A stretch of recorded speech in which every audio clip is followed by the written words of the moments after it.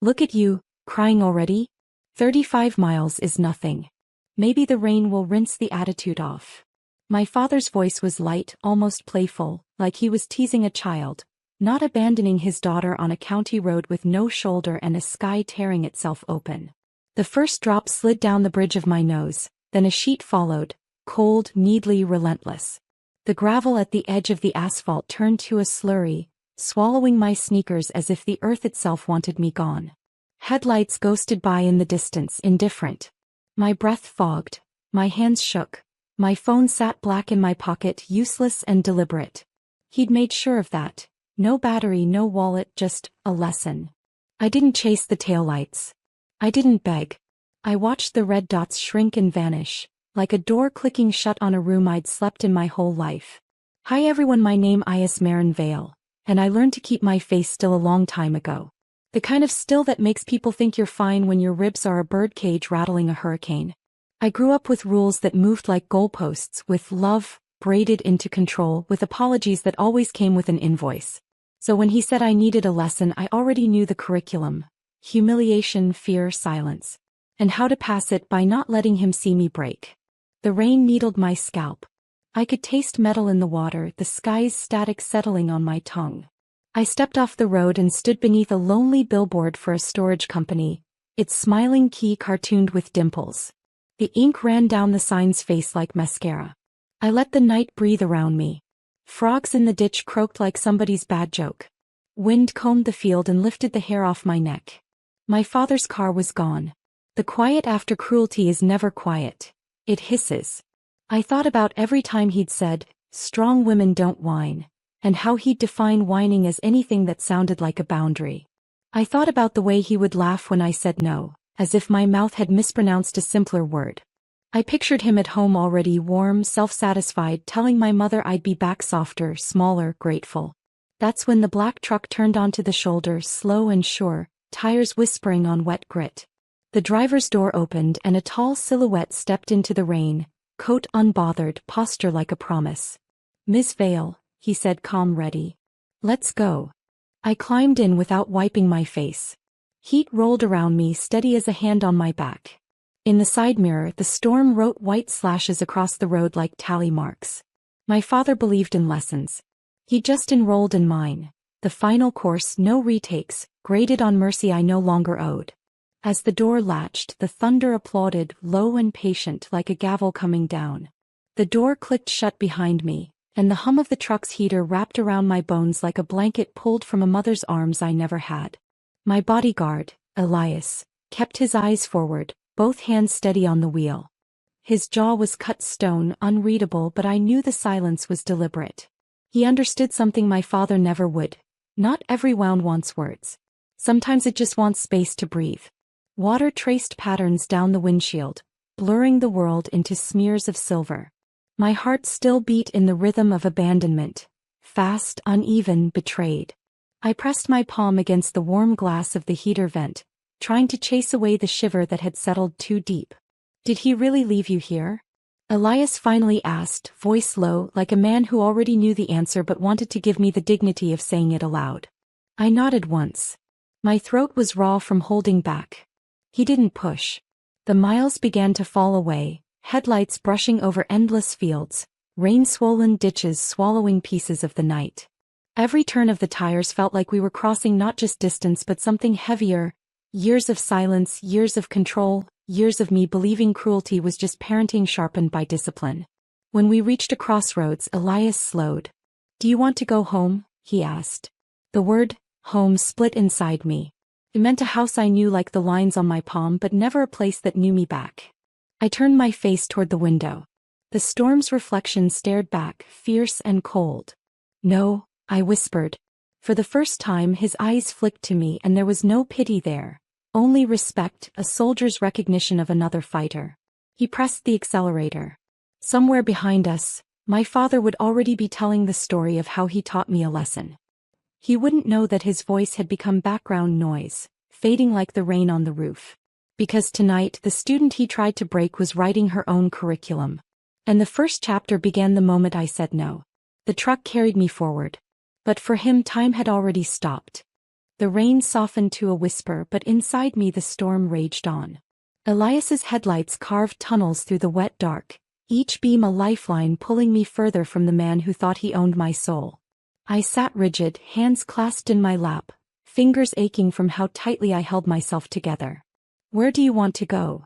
Elias asked, steady like it didn't matter how far. I thought of all the places I'd once dreamed of escaping to. Cities where no one knew my name, apartments with doors that locked from the inside, kitchens that smelled of bread and not control. But tonight I only wanted one thing: distance. "Anywhere but back there," I said. Elias gave a short nod as if he'd been waiting for that exact answer. He turned off the main road, guiding us toward the interstate. The tires hummed, constant, soothing. I stared at the raindrops racing each other down the glass. Behind me was a man who believed abandonment was education. Who believed daughters were clay to be shaped by cruelty. Who believed silence was obedience. For years I let him. Tonight he would learn how wrong he was. "Do you want me to call someone?" Elias asked gently. A bitter laugh scraped my throat. "Who? My mother? She'd just tell me to understand him better. My brother? He's his echo. There's no one." "Then there's me," Elias said simply. No oath, no flourish. Just fact. Something shifted in me then. Not relief, not yet, but the smallest crack in the dam. I let my head fall back against the seat. The leather smelled faintly of rain-soaked earth and pine. My body exhaled what felt like years of air I hadn't realized I was holding. In that quiet, an image bloomed. My father's face when he realized his control had slipped like sand through his fingers. That day was coming.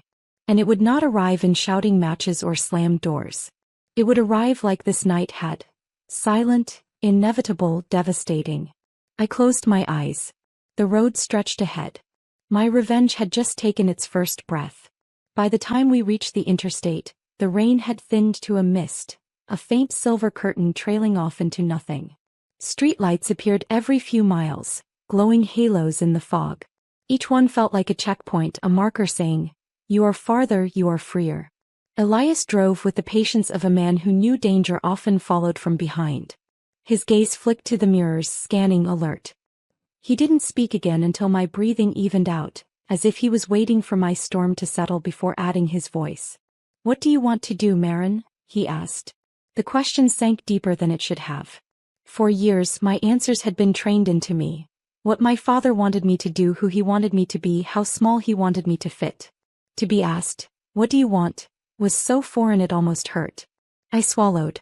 "I want him to feel what I felt tonight." Elias didn't flinch. "Abandoned." "Small," I said. My voice was quiet but sharp enough to cut. "I want him to know that silence isn't power. It's emptiness. I want him to look around and realize no one's standing with him anymore." The truck's engine purred. His grip on the wheel tightened ever so slightly, but he said nothing. He understood. We passed a road sign. City limits, 12 miles. The glow of it lingered in my chest like a promise. I thought of my father at home already spinning his version of the night. Maybe he'd pour himself a drink, boast about tough love, and laugh at the thought of me crying alone in the rain. He wouldn't know the truth. I wasn't crying anymore. He thought he had driven away, leaving me stranded. But it was me who had left him behind, 35 miles and a lifetime away. The storm outside was ending. The one inside me was just beginning. And when it broke, he would finally learn the lesson he had written for himself.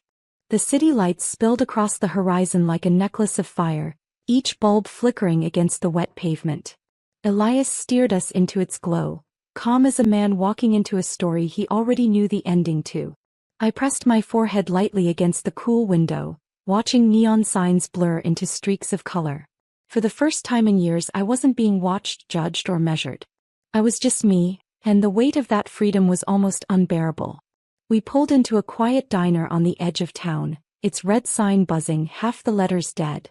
Inside, the smell of coffee and fried onions wrapped around me, warm, ordinary, healing in its simplicity. Elias slid into the booth across from me, hands folded, posture precise. "Food first," he said. "Plans second." The waitress poured steaming coffee and I wrapped my fingers around the mug. The heat seeped into me, undoing the chill my father had planted. I stared at the dark liquid before whispering, "He'll twist it, you know." By morning he'll tell everyone I stormed off. That I disrespected him. Elias's gaze met mine steady. Doesn't matter what he says. What matters is what you do next. The words landed like anchors. I thought of every family dinner where my father's version of reality drowned mine out. Every story retold until I couldn't recognize myself in it anymore. But this time I held the truth, and the silence of being ignored no longer scared me. I want out, I said finally. Not just of the house. Of his shadow. Elias gave a single nod, the kind soldiers give when orders are clear. Then we make sure he never stands tall enough to cast it again. The rain had stopped completely now. Outside the diner's fogged windows, the night was clearing, a faint star peeking through the thinning clouds. For the first time I wasn't thinking about how far my father had left me. I was thinking about how far I could go without him. And that distance would become the sharpest blade of all. Morning crept in quietly, the sky painted in pale grays and hesitant pinks. I hadn't slept. Elias had dozed in the booth for an hour, but I sat awake with the coffee mug between my palms, tracing the rim like it could draw a map to the future. When he opened his eyes, he looked at me like he already knew, like he could read the resolve etched into my face. "You're ready," he said. Not a question. I nodded. I'm done letting him decide who I am. But I don't want screaming or broken doors. I want him to watch his world shrink piece by piece, until he realizes I was the foundation all along. Elias leaned forward. Then we use what he values most against him. Respect. Appearances. His reputation. The word reputation made something flare in my chest. My father thrived on control, but what he fed on was admiration. The image of a stern, disciplined man who raised strong children. If that mask cracked in front of the right people, he'd have nothing left. We drove as the city woke up, commuters spilling onto streets, bakeries opening shutters, newspapers hitting wet pavement. I watched it all pass and felt myself sharpening. At a stoplight, Elias spoke again. He believes silence is your weakness. Show him it's your weapon. I let the thought settle. Silence had been my prison, but it could be my revenge. Not rage, not argument, just absence. My presence removed from his life, my voice telling the truth to ears that mattered, my calm refusal to play the role he'd written. When we stopped outside a small apartment complex, Elias turned to me. "This can be your place. Papers, lease, protection, I'll handle it. You just need to decide what to say when he comes looking." The weight of choice pressed against me, but it wasn't heavy. It was freedom disguised as fear. I stepped out of the truck, the air crisp and new, smelling faintly of wet concrete and jasmine. I wasn't just 35 miles away anymore. I was in a new orbit.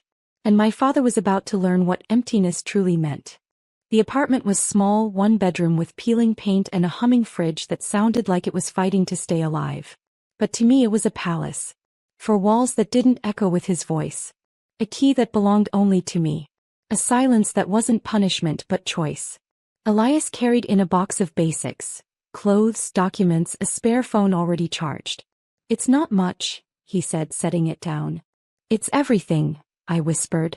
My voice cracked, not from weakness but from the shock of finally breathing air that wasn't laced with his shadow. By the second day the calls began. Unknown numbers lighting the screen, voicemails filling with his voice. "Where are you? Come home. Don't embarrass me like this. You'll regret it." Each message dripped with the same arrogance. Less worry for me, more fury at losing control. I didn't answer. That was my power now. Instead I started talking.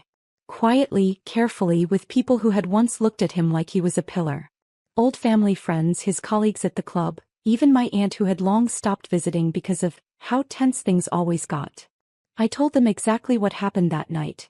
How he left me 35 miles from home in the pouring rain with no phone, no wallet, nothing but a lesson. Their silence on the line told me enough. Respect doesn't survive truth. It rots under it.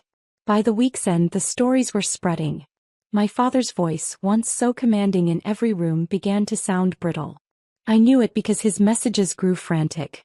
From commands to pleading. From threats to apologies that didn't know how to form. Elias stood by the window one night watching the street below while I replayed the newest voicemail. My father's words were jagged, desperate. "He's unraveling," Elias said. I leaned against the counter, calm. "Good. Let him feel the silence. Because silence wasn't absence anymore. It was a mirror. And my father was finally forced to hear his own cruelty echo back. He thought he abandoned me. He never realized, this whole time it was him being left behind. 2 weeks later I stood outside the house I once called home. The paint looked duller, the windows darker, as if the walls themselves had absorbed his unraveling. Elias waited in the truck at the curb, giving me space. This was my moment, not his. I rang the bell. It took longer than it ever had before for my father to answer. When the door swung open, he looked smaller, not in body but in presence. His shirt was wrinkled, his eyes rimmed red. The man who once loomed now seemed caved in. "Marin," he said, relief and anger wrestling in his tone. "You've made your point. Come back. Let's forget all this." I stepped past the threshold but not into the house. My voice was calm, measured. "Forget. You left me in the rain 35 miles from home. You thought silence would break me. But it broke you instead." He opened his mouth but I didn't let him speak. "People know now. They know who you are when no one's watching. And they're watching more closely than you think." His face blanched, his practiced authority slipping like sand through his fingers. For the first time he had nothing to say.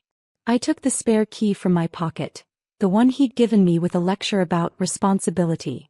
I placed it on the doorstep, the metal clinking like a gavel. "This isn't my home anymore," I said. "And I'm not your lesson. You're mine." The words landed heavier than any scream could. I turned and walked back to the truck. Elias opened the door and as I climbed in I didn't look back. Through the windshield I saw my father standing there, clutching the doorframe, swallowed by a silence that finally belonged to him. I breathed in, the air crisp and clean, and felt the storm inside me dissolve into something steadier. Betrayal had shaped me but it no longer defined me. He wanted control, I gave him emptiness. He wanted obedience, I gave him truth. And in that quiet, my freedom spoke louder than his voice ever had.